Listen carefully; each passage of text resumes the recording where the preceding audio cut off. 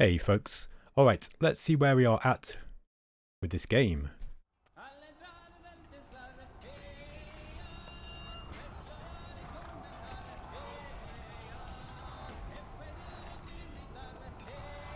Okay, Rich is going for the centre. Looks like he's avoiding the this area. Right, so this gives me an opportunity.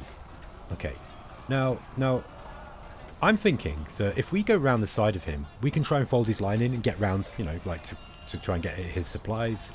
Now, I think if he sees me doing that, he might... Yeah, I mean, what can he do? Let's think about what Richard might do. Okay, so he's looks like he's going straight for the objective, which makes sense, right? Because we need to have this game wrapped up by turn 16.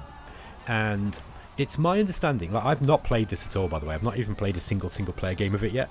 So I've just jumped straight into multiplayer. But it's my understanding that the battles play out relatively quickly. You know, your troops become fatigued quite quickly, and the fatigue mechanic is quite brutal in it.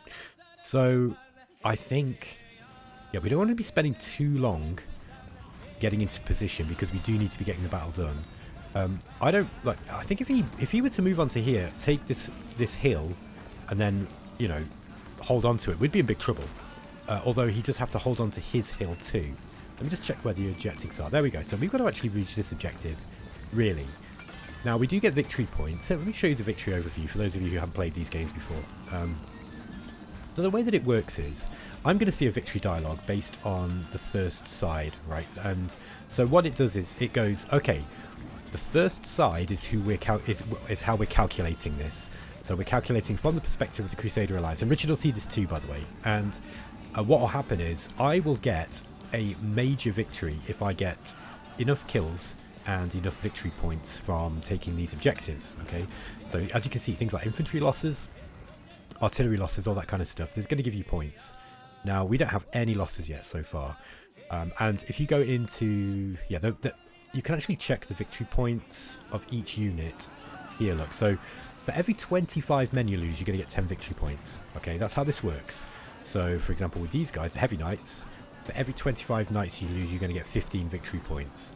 And that is going to be tallied up in this, you know, here. So, and you're also going to be adding any of the, so, you know, you add the casualties you inflict on the enemy, and you minus the casualties you take yourself. Now, it looks like we're, you know, it's saying draw at the moment. If we were to, once it's all tallied up, and if we've got minus 100 points, that means Richard's going to get a minor victory, and we're going to get a minor defeat. Okay, and conversely, if we get 175 points, then Richard's going to suffer a minor defeat, and we'll get the minor victory. That's kind of how this works. It sounds a little bit confusing, but it kind of makes sense when you play it a little bit. It just means that there's one standardized victory dialogue that works for both sides, if you follow me. Whereas if it was like, okay, Richard had it from the Islamic alliance, or what they're called, you know, the Muslim alliance perspective, then it would be a little bit more difficult to kind of figure out what the scores were, because he'd be having to kind of convert it into mine. That's why they do it like that. Anyway, he's kind of moving on to the centre now. Yeah, I did send him a message, and he was just like, I can't wait to kill your cavalry, or words to those effects. So yeah, he's got his eyes on my cav. I think what we're going to do is we're going to continue moving up this way, and I'm going to take this hill like I planned. So let's do that. Let's get, I think we want the shock troops. Let's do it like this.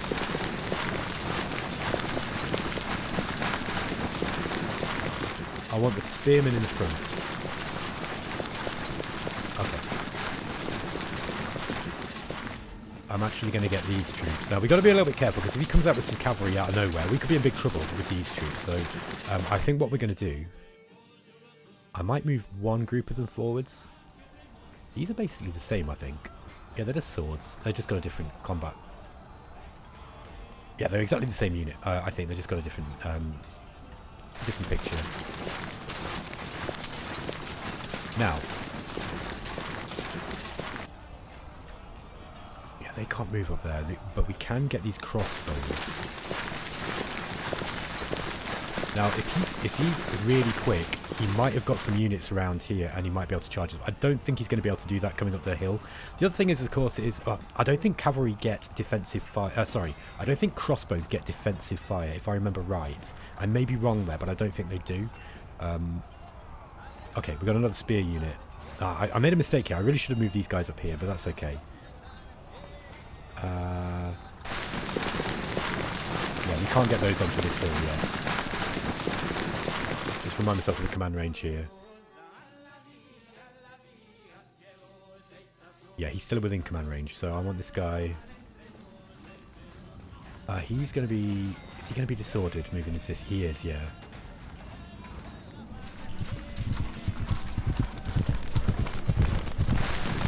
Okay, let's get the cavalry up onto this hill.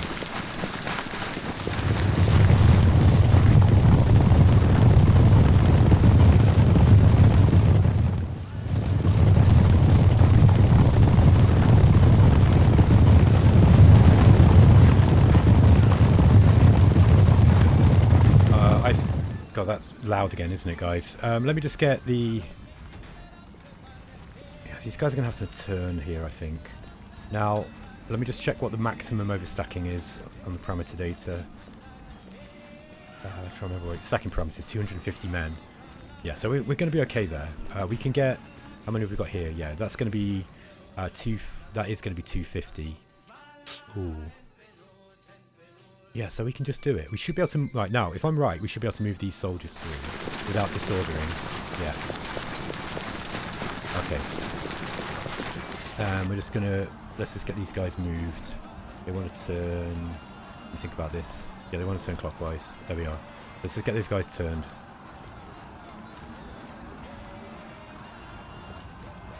I think I'm going to turn these as well. No, they're okay. They don't need to turn there. They're okay.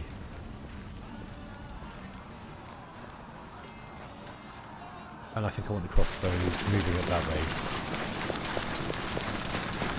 Yeah, we don't have enough moving points to change their formation into line yet. That's okay. Okay, now, because we've just done this, we should be able to move these other spears up. Okay, so next turn we probably have enough movement to get up here and onto here with the spears. I want to take this hill and to see how he reacts to this, because if we come up with if he goes straight for this objective, I can turn on him on his flank and hit him where I want. If I get round the back of him, he's kind of in trouble, right? So I think we should be a little bit foolish just to rush straight in here. That said, I think I am going to send some troops. What have we got here? Yeah, we've got a spear. Let's bring these spearmen this way. Yeah, we can't move those any further.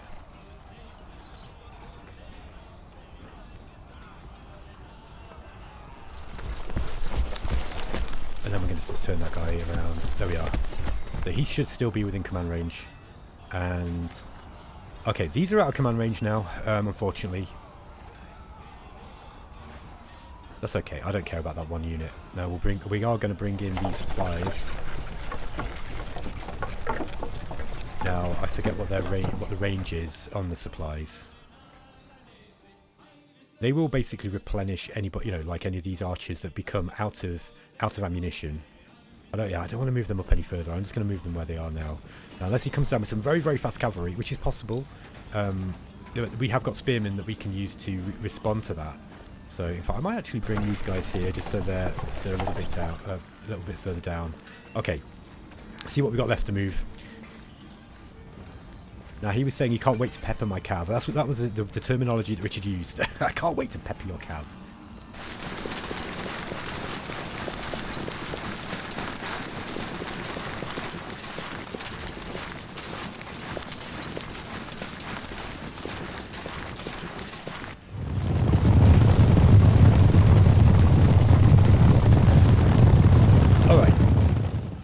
Let me just turn these sound effects down a bit, guys.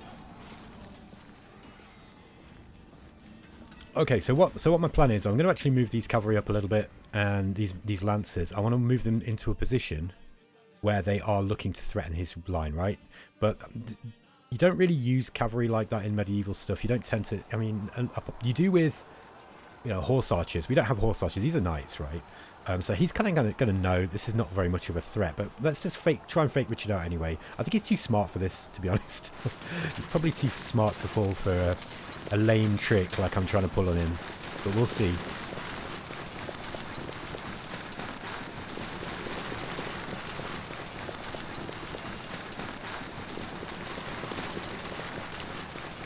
Okay, this is an important move here because we do need some troops just to, you know, to look like we're holding on to this.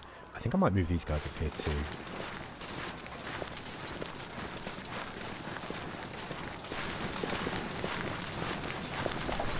Okay.